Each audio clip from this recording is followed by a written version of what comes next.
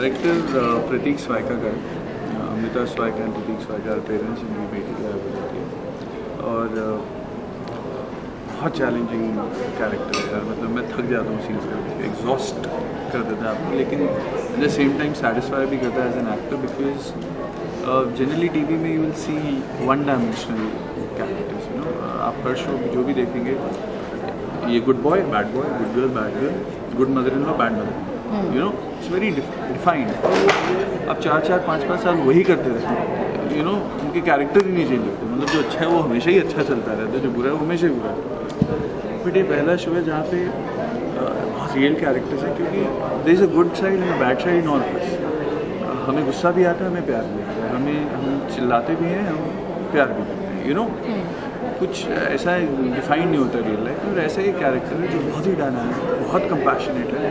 Is the head of the family, सारे परिवार को ये इकट्ठा रखता है। He is not the eldest but he is the most powerful and the most dynamic character. इसमें वल्नरेबिलिटी भी है, इसमें एग्रेशन भी है।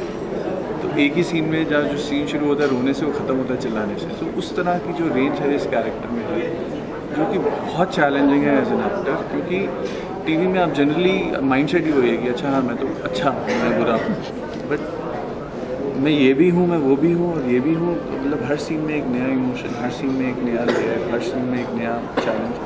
सो it's I think it's going to be one of the most interesting roles which I've essayed so far. See, when Bhagyashri came into the whole picture, it made she's come from Bollywood and she's known for the मैंने प्यार किया girl and things like that. Do you think attention कहीं चली जाती है? नहीं, क्योंकि देखिए ऑफ कोर्स एक जो वैल्यू हमारे पास वो तो रहेगी, और हर एक्टर का हक भी है कि अगर उसने एक अच्छा काम किया वो उस चीज़ के रिवॉर्ड्स को भी इंजॉय, तो उस रिवॉर्ड्स को इंजॉय करना I think is very rightful. And she has been a part of a fabulous film. I have watched that film, I was a teenager when I was watching. मेरी car में हमेशा उसके गानों की tape चलती रहती थी। तो जब मिला तो मैंने उनको पहली बार बोला, मैं कहा यार आपके गाने सुन सुन के तुम बड़े हुए। तो यस, बात यह अटेंशन की है, बिकॉज सी देखिए it's a long series. TV is a very long process. It's like a test match. आपको रोज सुबह 9 बजे आके मेकअप लगा के 6 सीन्स करके रात को घर जाना है, और अगले दिन फिर सुबह आके वही करना है। So it requires long batting skill. तो of course having an actor, as I say, as an actor मेरा मानना है कि कोई भी एक्टर अपने रोल से बड़ा नहीं होता, कोई एक्टर अपने सीन से बड़ा नहीं होता। It takes two to make a scene. So I have been blessed कि अपने करियर की शुरुआत से I have worked with one of the finest actors in the industry. I got a chance to work with Confidence and Vaman Irani, Atul, then Nandita Das, Rahul Bose, many other actors. The list is thankfully very long. Last show तक राम कपूर, साक्षी तराना, मेरे को I've been very blessed to have such wonderful actors. तो मज़ा आता है scene को। तो मुझे भी लग रहा था कि अगला शो कुछ एक्टर अच्छे होने चाहिए। तो जब ये शो आया तो पहले तो था of course I known him, वो डजंट नो बट पहला सीन किया और पहला शॉट किया, जिस तरह की वो एकदम इमीडिएट केमिस्ट्री बनी, we both way said the journey will be good, because मज़ा आएगा सीन करने में। और आज तक जब भी हम सीन खत्म होते हैं ना, we look at each other and like अच्छा गया सीन। सो और वो केमिस्ट्री दिखेगी स्क्रीन पे, ना सिर्फ मेरे और भाग्यश्री में, मेरे और राजेश्वरी के जो सीन है, मेरी बड़ी बहन प्ले करती है। सारे एक्टर्स बहुत ही मजे हुए एक्टर्स हैं, there's a lot of give and take, there's a lot of energy that comes in the scenes, so it's a very interesting show. So tell me this, see we've heard that the show is going to have a lot of controversial topics and things like that. Yes, I would like to clarify that, because देखिए क्या है, bold मतलब कि ना हमारे बहुत ही concocted, बहुत ही disturbed view, एक इमेज जोड़ दिया वर्ड बोल्ड के साथ। बोल्ड का मतलब आज बोला, जैसे बोल्ड बोला जाता है तो लोग समझते हैं सेंशुअस होगा, स्कैंडलस होगा, कंट्रोवर्शियल होगा। बोल्ड का मतलब होता है फियरलेस। जो इंसान फियरलेसली अपनी बात उसको बोल्ड कहते हैं, कि जो दबंग जिसको कहते हैं, कि जो सच को सच बोलता है। तो ये शो बोल्ड है इसलिए क्योंकि एज ए सोसाइटी हम क्या करते हैं, हर फैमिली के कुछ ऐसे सीक्रेट्स होते हैं जो दबा दिए, फैमिली यूनिटी पे स्ट्रेस दिया था, कुछ हुआ कि तो भूल जाओ, दबा दो, नहीं बोलना।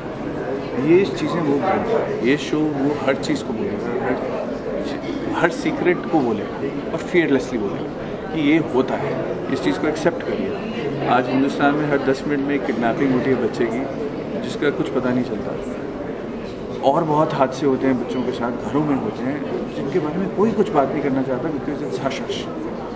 तो उस चीज़ को जो अगर फेयरलेसली हम बोल रहे हैं तो यस, उस मायने में we are very bold and that is the content which comes out. So I would request कि बोल्ड को आप उस नज़रिए से देखिए। That's how we say this show is very bold, because ये सब इशूज़ को बहुत फेयरलेसली बोलेगा, दिखाएगा और अनअबैशडली।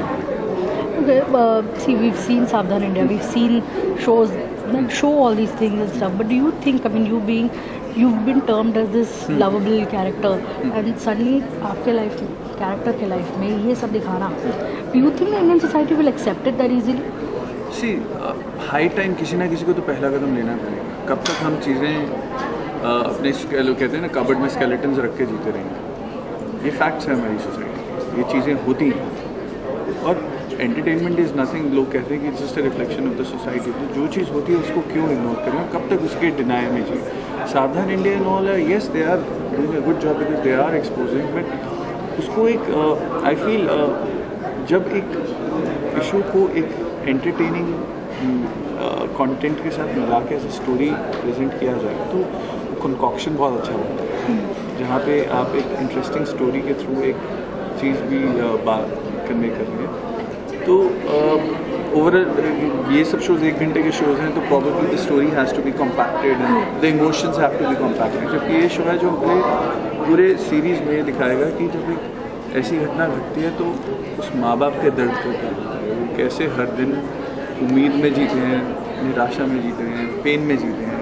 जो पूरे गवर्नमेंट ऑफ इमोशन फील होते हैं वो पूरे डिस्प्ले में आते हैं। So it will be much more interesting to watch it. There's always this prejudice that we've always had in our minds. Like जब एड्स का एड भी शूट होता है, सब बोलते हैं कि वो तो बड़े लोगों के होता है या फिर वो एकदम छोटे लोगों के होता है। मुझे एक बात बताओ, ये में से एक जर्नलिस्ट ने पूछा दिल्ली में कि हाई सोसाइटी में क्लब कल्चर है और जिस तरह, मैंने उनसे एक स्टैटिस्टिक्स मांगी। मैंने बोला कि आप रिकॉर्ड निकालिए 1 साल का और मुझे बताइए कितनी लड़कियाँ जो शॉर्ट स्कर्ट पहन के पब से निकल रही थी उनके साथ घटनाएँ घटी। जो घटनाएं घटी हैं वो गांव में घटी हैं, यहाँ पे वो बेचारी खेतों से जा रही थी। एक टीचर के साथ घटना घटी है जो एक गांव में NGO से काम कर रही थी और वो घर घर जाके ये कह रही थी कि अपने बच्चों को स्कूल में भेजें। ये हाई सोसाइटी नहीं था, तो क्या फिर भी इंसिडेंट नहीं हुए? और ये ज़्यादा हुए। तो बहुत आसान है कह देना कि अरे यार हाई सोसाइटी के लोग हैं ऐसे ही होंगे, क्लब में जाते हैं ऐसे। नहीं, जो वो लोग जाते हैं they are people who are confident, who know how to take care of themselves and who enjoy their life responsibly. These things are not based on any class. No, it can happen to anyone. अभी आप उठाइए ना 1 साल में जो rape cases और जो ये सब केसेस आए हैं, उसमें से कौन सी चीज़ क्लब के अंदर हुई है, क्लब से आते या जाते हुए या हाई सोसाइटी में हुई? नहीं हुई। These were people on normal walks of life on the streets of a country. So it is very easy to typecast one strata of society because जहाँ पे भी सोसाइटी और व्यूज़ चलते रहेंगे, that is the socio economic fabric of any society. तो मेरे को नहीं लगता कि किसी एक चीज़ को टाइपकास्ट कर देना इज़ राइट।